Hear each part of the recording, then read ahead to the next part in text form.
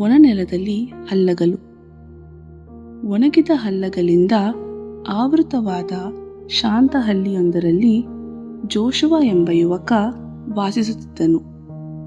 ಒಂದು ಕಾಲದಲ್ಲಿ ಕನಸುಗಳಿಂದ ತುಂಬಿದ ಅವನು ಈಗ ದಣಿದಿದ್ದನು. ವರ್ಷಗಳಿಂದ ಮಳೆಯಾಗಿರಲಿಲ್ಲ ಮತ್ತು ಭೂಮಿಯು ಒಣಗಿ ಸೀಳಿ ಹೋಗಿತ್ತು ಅವನ ಹೃದಯದಂತೆಯೇ. ತನ್ನ ಪ್ರಯತ್ನಗಳು ಬದಲಾವಣೆ ತರುತ್ತವೆ ಎಂಬ ಭರವಸೆಯೊಂದಿಗೆ ಜೋಶುವ ಪ್ರತಿದಿನ ಕಷ್ಟಪಟ್ಟು ಕೆಲಸ ಮಾಡುತ್ತಿದ್ದನು. ಸಂತೋಷವನ್ನು ನೀಡುತ್ತವೆ ಎಂಬ ಭರವಸೆ ನೀಡಿದ ವಿಷಯಗಳ ಬೆನ್ನತ್ತಿ ಅವನ ಓಡಿದನು. ಹಣ, ಆರಾಮ ಮತ್ತು ಯಶಸ್ಸು. ಆದರೆ ಅವನು ಎಷ್ಟು ಗಳಿಸಿದನೋ ಅಷ್ಟೇ ಶೂನ್ಯತೆಯನ್ನು ಅನುಭವಿಸಿದನು.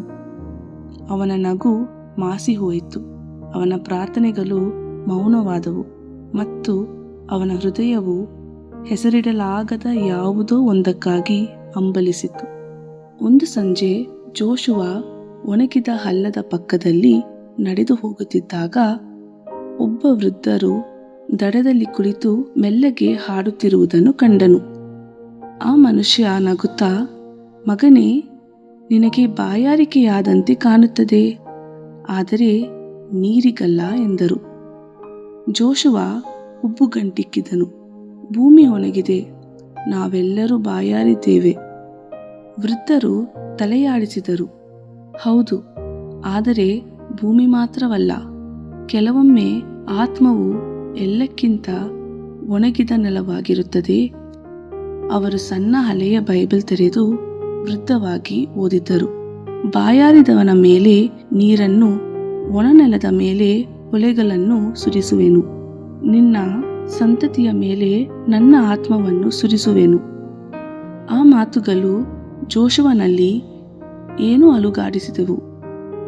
ಬಹಳ ದಿನಗಳ ನಂತರ ಮೊದಲ ಬಾರಿಗೆ ಅವನು ಮಂಡಿಯೂರಿ ಪ್ರಾರ್ಥಿಸಿದನು. ಮಳೆಗಾಗಿ ಅಲ್ಲ, ಆದರೆ ನವಚೈತನ್ಯಕ್ಕಾಗಿ. ದೇವರೇ, ಅವನು ಪಿಸುಗುಟ್ಟಿದನು, ನಾನು ನಿಮ್ಮನ್ನು ಬಿಟ್ಟು ಉಳಿದೆಲ್ಲದರ ಹಿಂದೆ ಓಡುತ್ತಿದ್ದೇನೆ. ನನ್ನ ಒಣಗಿದ ಹೃದಯವನ್ನು ಮತ್ತೆ ತುಂಬಿರಿ.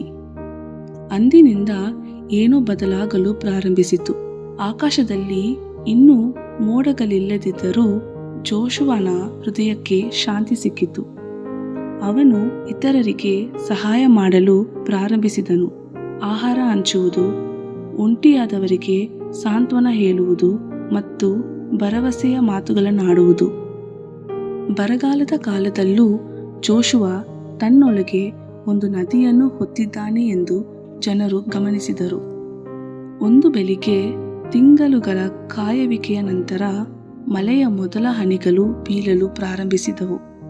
ಮೆಲ್ಲಗೆ, ನಿಧಾನವಾಗಿ ಬಾಯರಿದ ಭೂಮಿಯನ್ನು ನೆನೆಸಿದವು. ಜೋಶುವ ಆಕಾಶದ ಕಡೆಗೆ ಮುಖ ಮಾಡಿ ನಕ್ಕನು. ಅವನ ಆತ್ಮವು ಪುನಶ್ಚೇತನಗೊಂಡಂತೆಯೇ ಭೂಮಿಯು ಪುನಶ್ಚೇತನಗೊಂಡಿತ್ತು.